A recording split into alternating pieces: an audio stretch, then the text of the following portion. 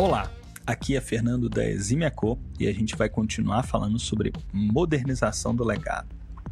Quando a gente está numa jornada de modernização, uma das primeiras etapas está a estratégia e o diagnóstico. Na estratégia, basicamente, a gente quer responder os porquês fazer aquela modernização.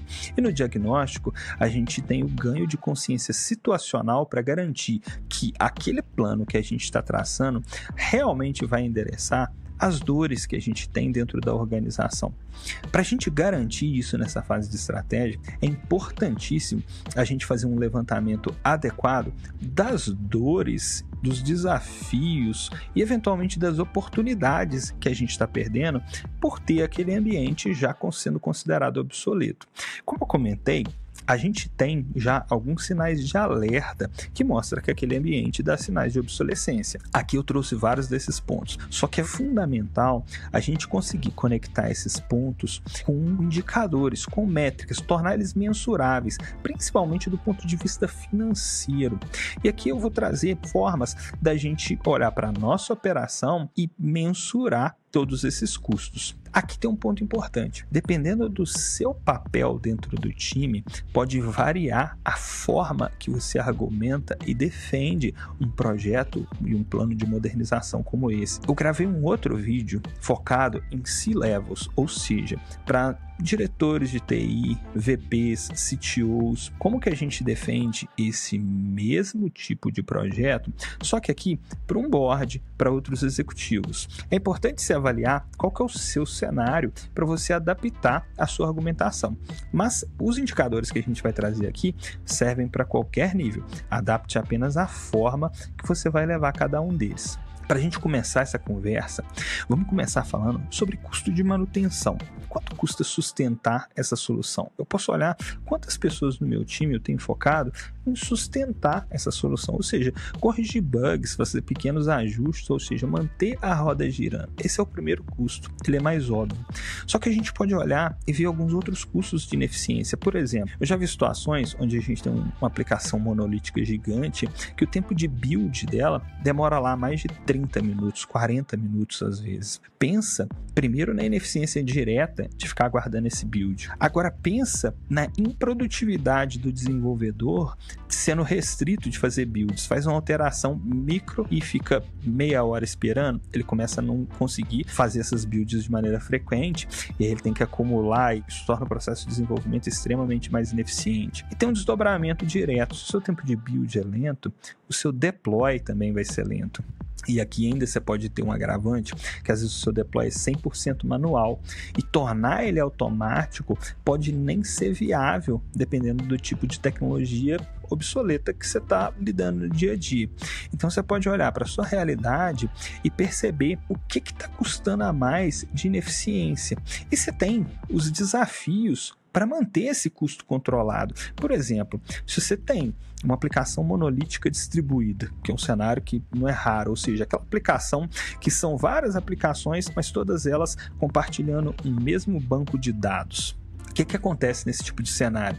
Você vai ter uma alteração que pode ter reflexo em locais inesperados devido a esse acoplamento. Então, alterações simples exigem um mapeamento, às vezes maior, um trabalho de análise maior, e a implementação é arriscada, às vezes tendo que fazer várias alterações em locais que, teoricamente, não deveria ter nada a ver. E como que você mantém o custo controlado num cenário desse tão imprevisível? Você pode ter, por exemplo, uma escassez de profissional para trabalhar e sustentar essa solução e para continuar desenvolvendo ela. Se o profissional é escasso, começa a acontecer de, olha, para conseguir trazer esse profissional aqui, eu tenho que oferecer um valor mais alto que o valor de mercado que comumente seria trabalhado. E aí o seu custo de manutenção continua escalando, né? Você pode ter um turnover alto devido às pessoas não quererem mais continuar trabalhando com aquela tecnologia. E dependendo, obviamente, do tempo e da obsolescência da tecnologia, isso pode ser um problema já ou pode ser um problema que já se avizinha nos próximos anos. Uma tecnologia que as pessoas estão perdendo o interesse e você começa a ter esse turnover, esse custo de troca de profissional dentro do seu time.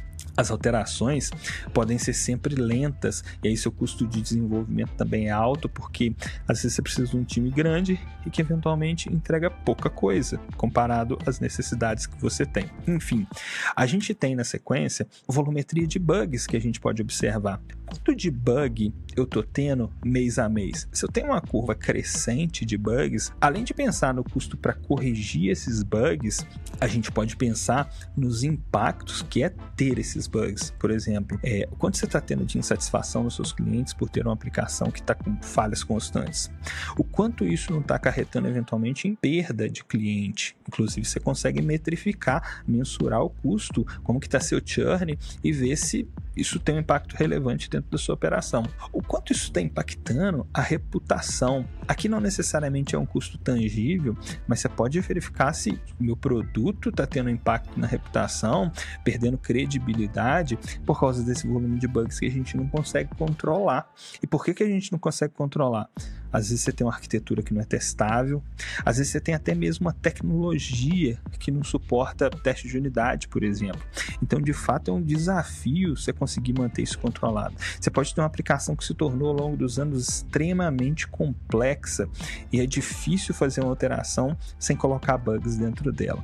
Além dos bugs, a gente pode trazer também custa para repor um profissional dentro do seu time. Então, por exemplo, se um profissional novo no nosso time demora um mês para começar a produzir, porque as aplicações são grandes, complexas, eu não consigo isolar as responsabilidades de cada profissional, cada time, isso significa que esse custo de improdutividade você está acumulando ele ao longo do tempo.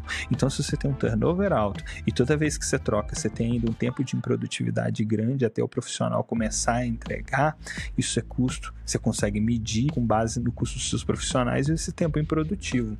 O quanto essas trocas não trazem atraso nas entregas e você acaba sacrificando o prazo que você combinou com o cliente, porque no meio do caminho você teve que trocar alguém.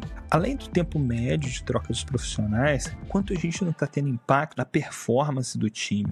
Por exemplo, a gente olhando aqui um gráfico com todas as entregas que foram feitas pelo time e quanto tempo levou essas entregas, você começa a ver assim, olha, a maior parte das minhas entregas está demorando mais de 40 dias. Parece um número grande, né? Se você medir, talvez você se surpreenda, sabe por quê? Porque normalmente a gente concentra bastante e a gente tem uma percepção intuitiva sobre o tempo de codificação. Só que a codificação é somente uma etapa do processo de desenvolvimento. Até ela chegar na codificação, já existe um esforço de análise, de concepção grande, e às vezes ela fica parada aguardando para um desenvolvedor pegar aquele item. Depois que o desenvolvedor codifica, aguardando alguém testar, ou seja, tem etapas que é simplesmente aguardando para começar outra. E as etapas em si, de mão na massa, que por exemplo, testar, fazer o deploy, fazer a homologação, na hora que você avalia o fluxo completo, você vai ver que o tempo é muito maior do que você gostaria. E aí você pensa no impacto disso nas suas entregas, no tempo de feedback. Então, por exemplo, você faz uma alteração, se mesmo que você tenha codificado ela em poucos dias, mas no final das contas, entre o cliente, o demandante pedir e a gente colocar em produção demorou um mês, imagina se tem um ajuste para fazer e aí é mais um mês para esperar. Pensa, fazer esses ajustes ao longo do tempo, como que é difícil. Parece que é como se fosse ajustar a temperatura de um chuveiro a gás, sabe? Comparado a um chuveiro elétrico. O feedback é lento, eu acabo, às vezes passo do ponto, fica muito quente, fica muito frio, simplesmente porque o feedback da temperatura ali é lento. Nosso processo de desenvolvimento pode estar assim, só que num cenário que é muito mais difícil fazer as calibragens que a gente precisa.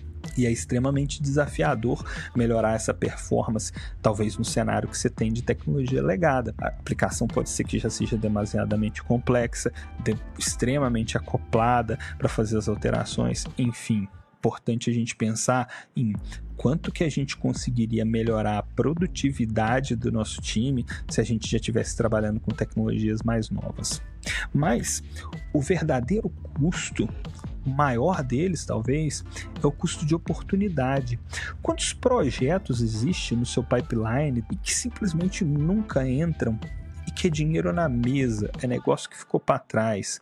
Quantos negócios a gente deixou de fazer porque no momento que teve a percepção que ia envolver tecnologia, desenvolvimento, simplesmente às vezes o time de negócio até abandonou porque considerava inviável, dada a fila de projetos que tem dentro do desenvolvimento. Quantos projetos que a gente deixou de fazer porque, por exemplo, a gente tinha uma restrição tecnológica. Olha, eu preciso integrar com um parceiro, mas a minha tecnologia não funciona para fazer essa integração ou exige um custo altíssimo para conseguir fazer essa integração. Enfim, o verdadeiro custo das coisas está no custo-oportunidade e talvez tenha muito negócio ficando para trás porque a gente não consegue atender essas demandas. É fundamental que a gente consiga conectar aqueles sinais de alerta, aquelas dores, aquilo que se enxerga no dia a dia, na linguagem do negócio. E no final das contas, a linguagem que o negócio entende é como eu aumento o faturamento ou como eu reduzo o custo. Muito obrigado.